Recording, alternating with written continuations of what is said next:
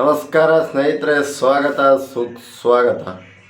ಇವತ್ತು ಈಗ ತಾನೇ ಟಿ ವಿಯಲ್ಲಿ ನೋಡಿದೆ, ಗೃಹಲಕ್ಷ್ಮಿ ಹೊಸ ಕಾನೂನು ಬಂದಿದೆ, ಅದಿದ್ದರೆ ಮಾತ್ರ ಮಹಿಳೆಯರಿಗೆ ದುಡ್ಡು ಸಿಗೋದು ಅಂತ ಟಿ ವಿಲಿ ನೋಡ್ಕೊಂಡು ಬಂದೆ. ಒಂದು 2-3 ಚಾನಲಲ್ಲಿ ಟಿ ವಿಲಿ ನೋಡ್ಕೊಂಡು ಬಂದೆ.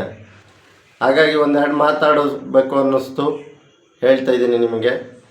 ವಿಷಯ ಇಷ್ಟೇ, ದಿನಕ್ಕೊಂದು ರೂಲ್ಸು ಕಾನೂನು ಒಂದು ಸರಿ ಮಾಡಿದ್ರೆ ಅದು ಹಾಗೆ ಹೋಗ್ತಾ ಇರಬೇಕು. ಪದೇ ಪದೇ ಮಗದೊಂದು ಚೇಂಜ್ ಮಾಡಬಾರ್ದು.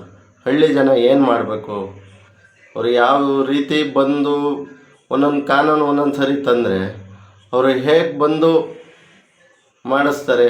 ಬೇರೆ ಕೆಲಸ ಇರಲ್ವಾ, ಕೆಲಸ ಕಾರ್ಯ ಬಿಟ್ಟು ಇದನ್ನು ಮಾಡಿಸ್ತಾ ಕೂರೋಕ್ಕಾಗುತ್ತಾ? ಅವರಿಗೊಂದು ತಲೆನೋವಲ್ವಾ? ಗೊತ್ತಾಗುತ್ತಾ ಸರಿಯಾಗಿ? ಓದು ಸ್ವಲ್ಪ ಬರ್ದವರಿಗೆ ಓಕೆ, ಮುಂದೆ ಹಳ್ಳಿ ಜನ ಇದ್ದಂಥವರೆಲ್ಲ ಏನು ಮಾಡಬೇಕು ಸರ್? ಒಂದು ಸರಿ ಮಾಡಿದ ಮೇಲೆ ಅದು ಸೀದಾ ಯೋಚನೆ ಮಾಡಿ ಎಲ್ಲ ಒಟ್ಟಿಗೆ ಹೋಗಬೇಕು. ಪದೇ ಪದೇ ಚೇಂಜ್ ಮಾಡೋದು ಇದು ಮಾಡೋದ್ರಿಂದ ಜನಗಳಿಗೆ ತುಂಬ ತೊಂದರೆ ಆಗುತ್ತೆ. ನೀವು ಯೋಚನೆ ಮಾಡಬೇಕು. ಹಳ್ಳಿಗರು ಜನಗಳು ಎಲ್ಲ ಬಂದು ಪದೇ ಪದೇ ಚೇಂಜ್ ಮಾಡೋಕ್ಕಾಗಲ್ಲ.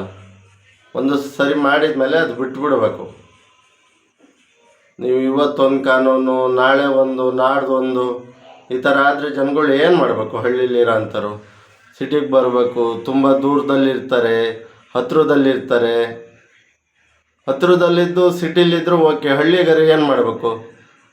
ಇದು ಸೈಬರ್ ಸೆಂಟ್ರಿಗೆ ಬರಬೇಕು, ಇನ್ನೊಂದು ಗ್ರಾಮ ಪಂಚಾಯತಿಗೋ ಮತ್ತೊಂದಕ್ಕೋ ಬರಬೇಕು ಅಂದರೆ ಅವ್ರು ಎಷ್ಟು ಗೋಳಾಡ್ಕೊಂಡು ಬರಬೇಕು.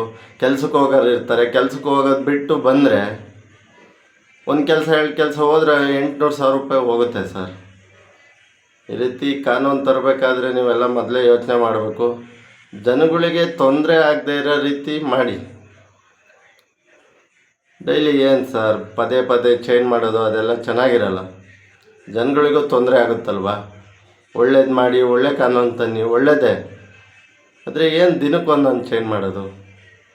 ಏನೋ ತಿಳಿದಿದ್ದು ನಾನು ಒಬ್ಬ ಹಳ್ಳಿಗನಾಗಿ ಹೇಳಿದ್ದೀನಿ. ತಪ್ಪಿದ್ದರೆ ಕ್ಷಮಿಸಿ.